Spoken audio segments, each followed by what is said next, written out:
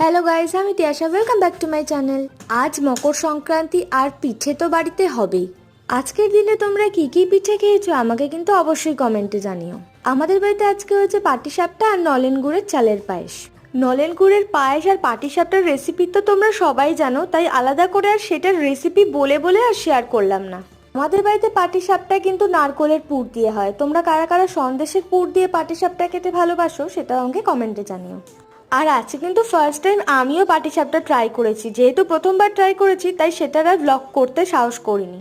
আমার তো পিঠের মধ্যে অনেক পিঠেই ভাল লাগে, যেমন পাটিসাপটা, মুগ পুলি, দুধ পুলি। তোমাদের কার কার কোন পিঠে খেতে ভালো লাগে সেটা কিন্তু আমায় কমেন্টে জানিও।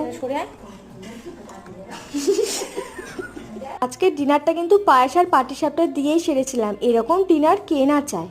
আমার ব্লগটা যদি ভালো লেগে থাকে তাহলে অবশ্যই লাইক, কমেন্ট, সাবস্ক্রাইব করে দিও। আর ফেসবুক থেকে দেখে থাকলে প্লিজ লাইক, কমেন্ট, ফলো করে দিও।